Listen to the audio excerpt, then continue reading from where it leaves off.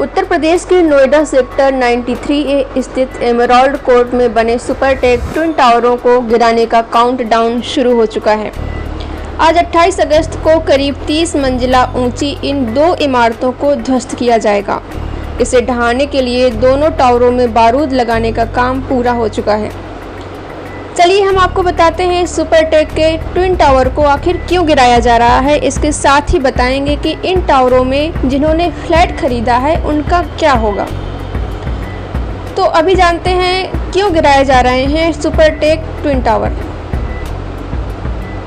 नवंबर 2004 में न्यू ओखला औद्योगिक विकास प्राधिकरण नोएडा ने एक हाउसिंग सोसाइटी के निर्माण के लिए सेक्टर 93A में सुपरटेक को जमीन का एक भूखंड आवंटित किया। 2005 में न्यू ओखला औद्योगिक विकास क्षेत्र भवन विनिमय और निर्देश 1986 के तहत भवन योजना को मंजूरी मिली, जिसके तहत कुल 14 टावरों और एक शॉपिंग कॉम्प्लेक्स के निर्माण को मंजूरी दी गई थी। सुपरटेक लिमिटेड ने नवंबर 2005 में एमराल्ड कोर्ट नाम से एक ग्रुप हाउसिंग सोसाइटी का निर्माण शुरू किया। जून 2006 में सुपरटेक को उन्हीं शर्तों के तहत अतिरिक्त जमीन आवंटित की गई।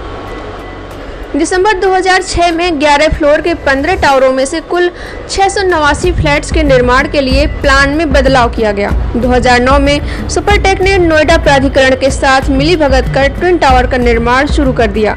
ये T16 और T17 टावर थे। इसे लेकर वहां के रेजिडेंट वेलफेयर एसोसिएशन ने विरोध करना शुरू कर दिया, क्योंकि उनकी सोसाइटी के ठीक सामने, जिसे नोएडा अथॉरिटी ने पहले ग्रीन बेल्ट बताया था, वहां ये विशालकाय टावर खड़े हो रहे थे। सुपरटेक ट्विन टावरों के निर्माण के दौरान अग्नि सुरक्षा मानदंडों और खुले स्थान के मानदंडों का भी उल्लंघन किया गया था। इन टावरों के निर्माण के दौरान NBR 2006 और NBR 2010 का उल्लंघन किया गया था, जिसके मुताबिक इन बिल्डिंगों के निर्माण के दौरान पास की अन्य बिल्डिंगों के बीच उचित दूरी का ख्याल नहीं रखा गया था। नेशनल बिल्डिंग कोड NBC 2005 को भी ताक पर रखकर इनका निर्माण किया गया। NBC 2005 के मुताबिक ऊंची इमारतों के आसपास खुली जगह का प्रावधान है। टावर T17 से सटे खुली जगह लगभग 20 मीटर होनी चाहिए थी। 9 मीटर का स्पेस गैप उससे काफ़ी कम है। सुपरटेक ट्विन टावर्स का निर्माण यूपी अपार्टमेंट्स एक्ट का भी उल्लंघन है। चूंकि मूल योजना में बदलाव किया गया था, लेकिन बिल्डरों ने मूल योजना के खरीदारों की सहमति नहीं ली थी।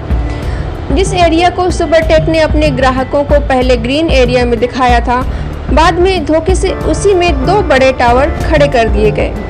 ब्रोशर में ग्रीन एरिया देखकर घर खरीदने वालों के लिए ये एक ठगी से कम नहीं था। ट्विन टावर के खिलाफ कानूनी लड़ाई कब शुरू हुई? सुपरटेक ट्विन टावर के खिलाफ 2009 में एमराल्ड कोर्ट के रेजिडेंट्स ने कानूनी लड़ाई लड़ने का फैसला किया, जिसके बाद 2010 में इसके खिलाफ कोर्ट में याचिका दायर की थी। मामले में एक्शन न होने पर सोसाइटी के लोग 2012 में इलाहाबाद हाई कोर्ट पहुंचे। इस मामले में हाई कोर्ट ने करीब 1.5 साल तक सुनवाई चली। 11 अप्रैल 2014 में हाई कोर्ट ने विवादित टावर ध्वस्त करने का आदेश दिया।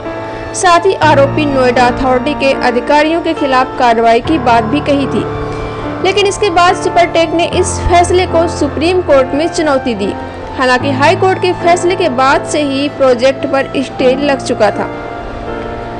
इसके बाद मामले में सुप्रीम कोर्ट में 7 साल तक सुनवाई चली।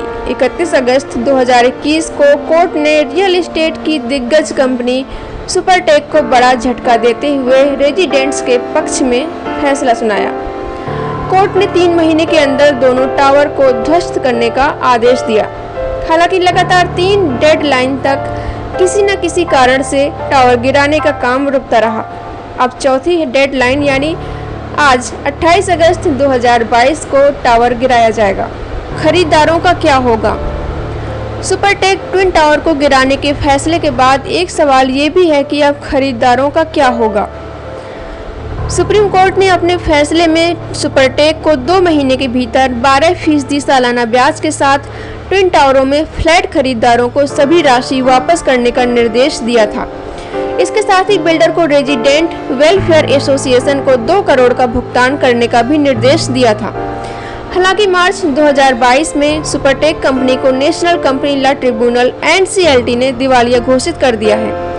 कंपनी पर करीब 1200 करोड़ रुपए का कर्ज है।